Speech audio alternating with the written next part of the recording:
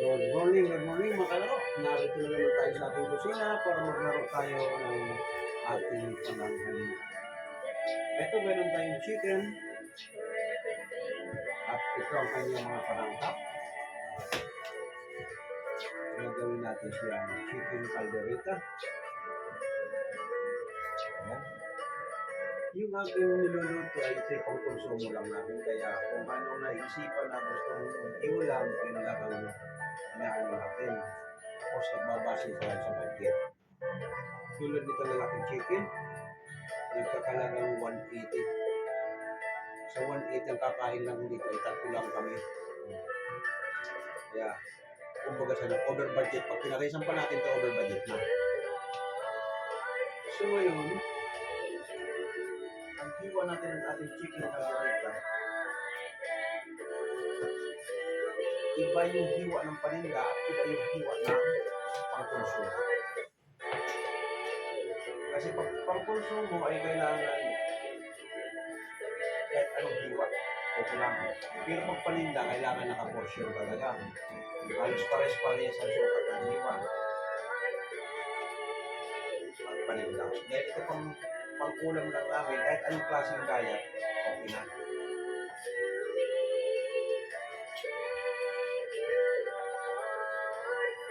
Kasi pag paninda, kailangan pag hiniwa mo yun, kung ganito kalaki, dapat ganito kalaki para alam mo kung ilang hiwa ang ibibigay mo sa isang porsyon.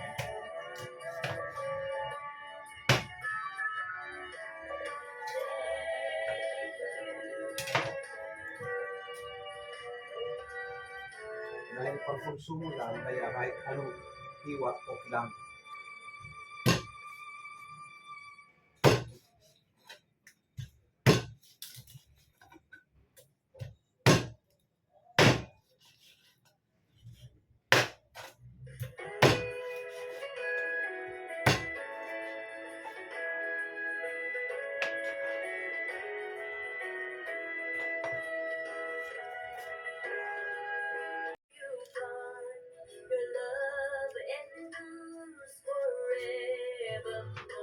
Ngayon sa ating panangkap, ang ating caldereta medyo pasasarapin natin ito dahil pang konsumo lang ito. Igigisa natin sa bawang, sibuyas, celery. Sa caldereta ginawa wala ang siling labuyo at bell pepper. Lalagyan natin ng reno at lilagyan natin ng hiso. Igigisa natin yan. Tapos lalagyan natin ng magkapartner lagi ang dalawa, tomato paste at tomato sauce.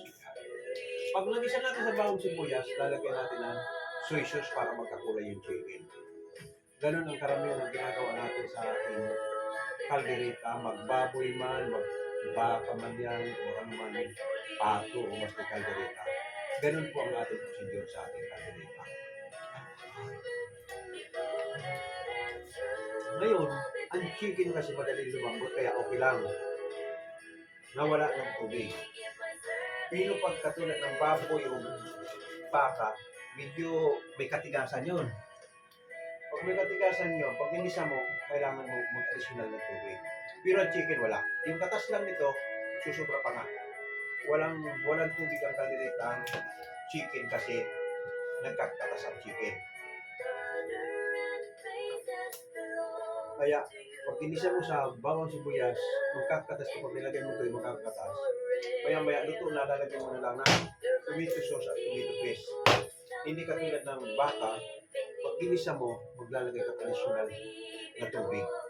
Kasi yung baka, medyo may katigasan yun, hindi lalambot ko sa katas niya lang. Kaya kailangan may tubig.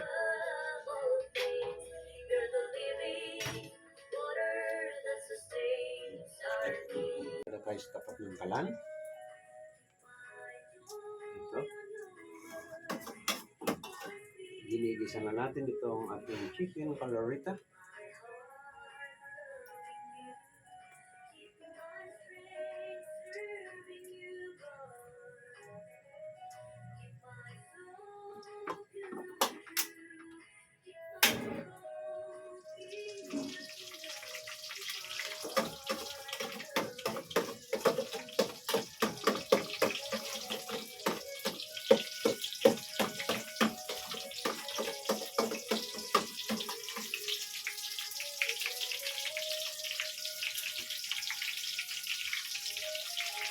ito, ating simula.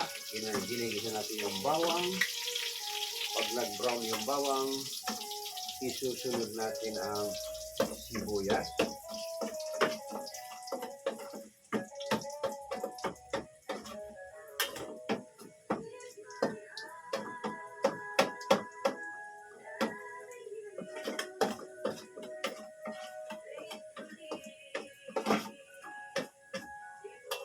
Sunod natin ang sibuyas.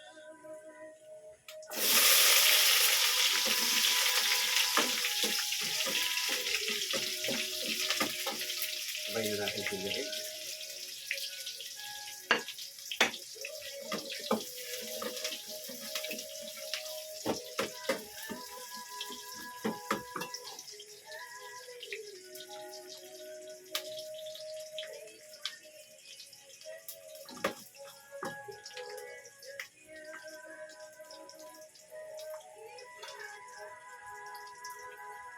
Ayan.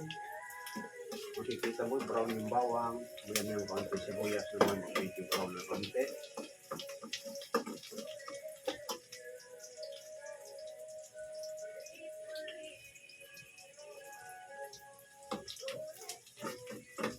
Okay na. Ayan, brown na yung bawang natin, sibuyas. Susunod natin yung chicken. Ayan.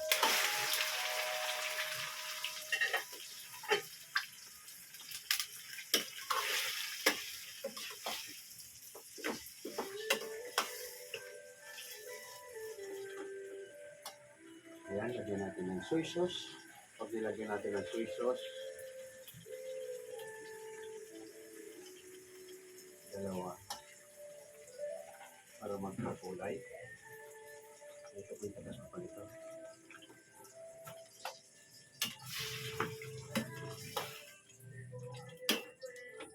Ayan. Ang ginigisa natin, antayin natin ang kumulo.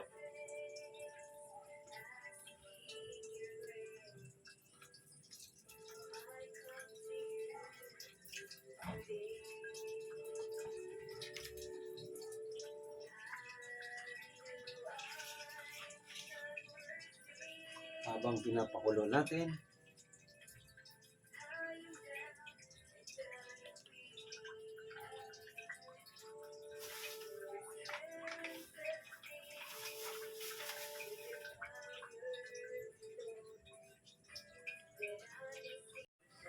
ito, titimplahan na natin.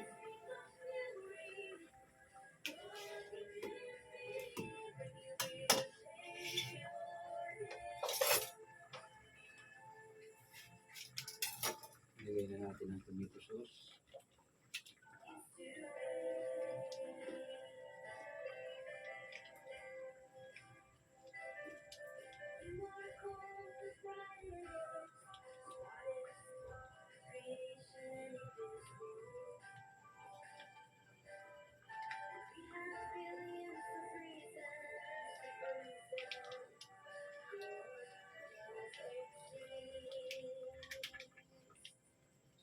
Okay. Sunod natin ang tomato paste. Ang tomato paste, kaunti lang. Konting patak lang ito. Yan. Maasim kasi ito, panlimpla lang ito. Yan. Halos isang kutsara lang.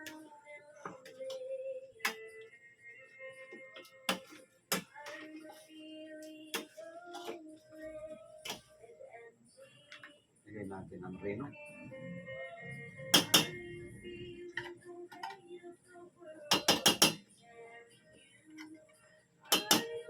Pang 1 kilo kahati lang nilagay ko. Hindi ko yung iba para sa susunod. Pangit naman masyadong marami reno.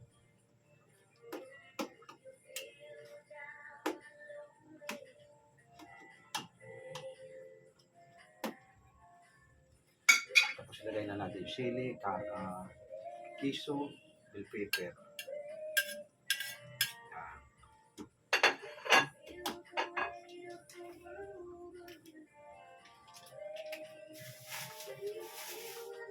I-reduce natin ito, pakukuloy natin ng pakuloy hanggang sa hindi mo natitigilan kasi malipis ang kaserola, hindi mo natigilan ng halo.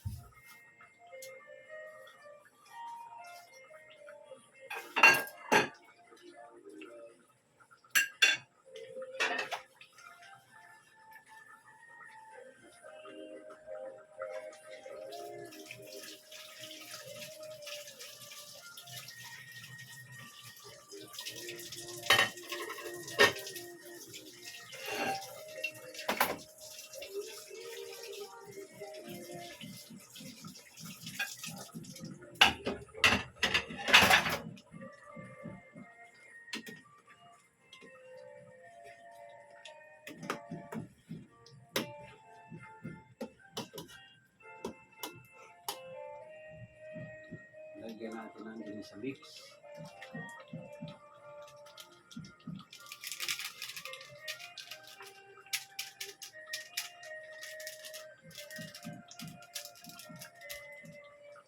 Lagyan natin ang pamintang durog.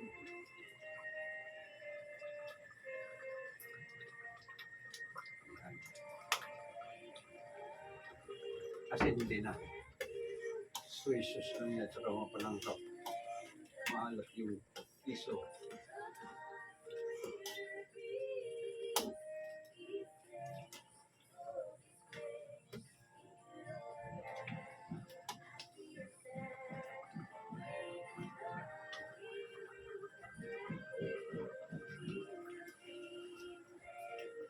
Timpla natin ng kaunting liquid seasoning.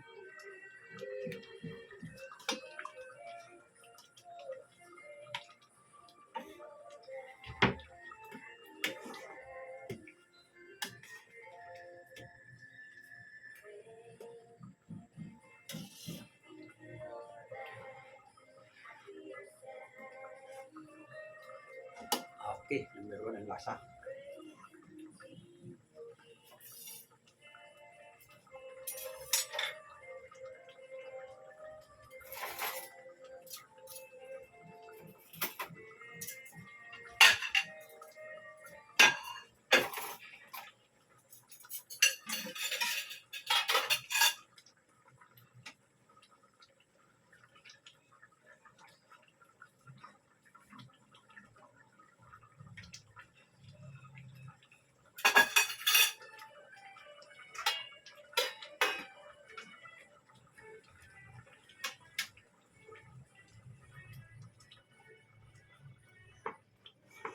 I-reduce ko lang, pero pwede nang patayin.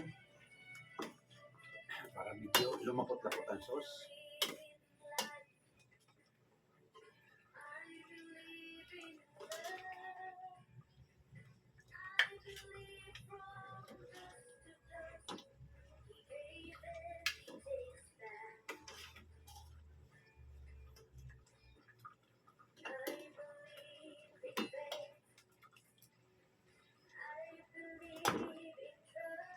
Yan, tama lang, medyo malapot ang sauce.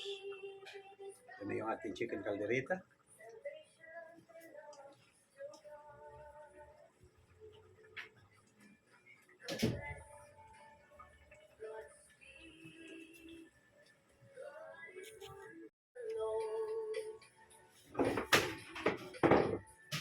Okay, ito na tayo sa ating dining. Tikman na natin ito. Chicken legs. Wala ko ito yung sauce ha. Primo at kiso.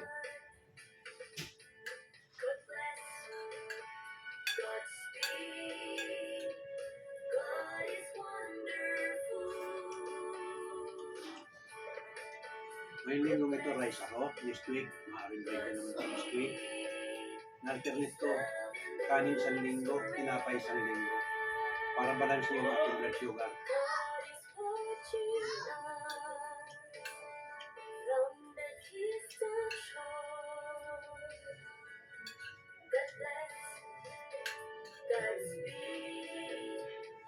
Sa ating mga taga-subaybay, yung caldereta at apritada, simpulo. Pares lang ang kulay, pero sa ingredients nagkakaiba. Dahil ang apritada, pwedeng walang kiso, pwedeng walang liver spread. Pero hindi mawawala nun, potato at carrots. Yun yung mga alam. Itong caldereta, sa mga restaurant ito, may side din itong fried potato, kaya para additional nilang palaman dito. Ganyan ang ginagawa namin. Pero caldereta yun. Kasi iba yung lasa, nasasabay mo yung patatas niya sa kung yung magkakaiba lasa. Pwede yung fried, sidings mo lang, pinaka-decide. Fried potato.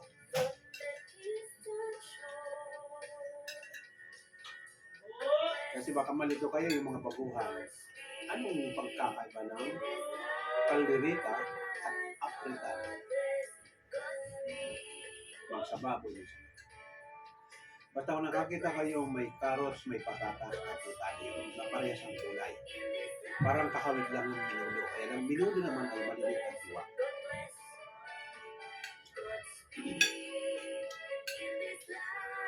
Sa panangkap naman yun, magkakaiba sa garbanzos ang ating minudo sa Africana. May garbanzos yun. At green peas.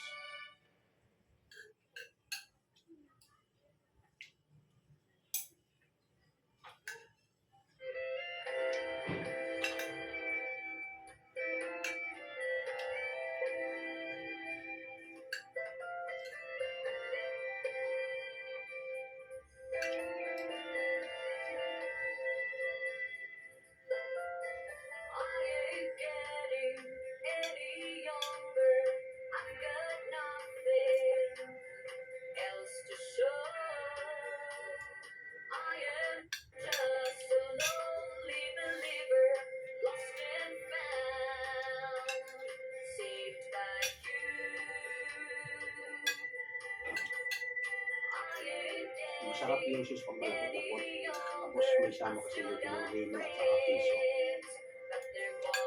Kaya hindi mo dapat gamitan ng asin.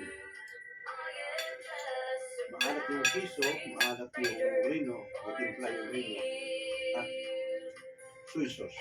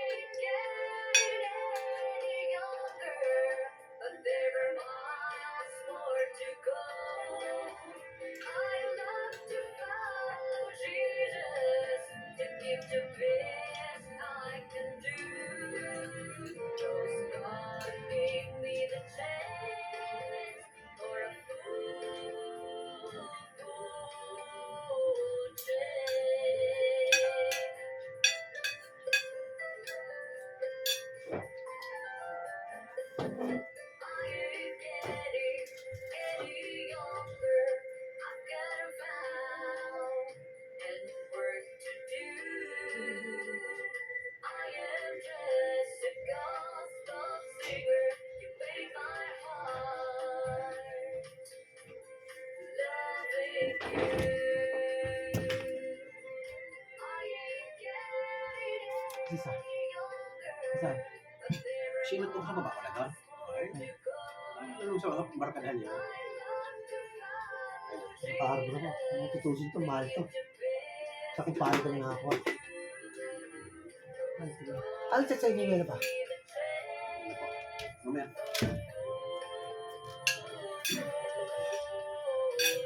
Okay, sa ating mga taga-subaybay, ito na yung ating chicken calderita at masusundan nyo sa aking channel yan. Panoorin nyo na lang sa channel ko, nandyan yan sa mga kalaro.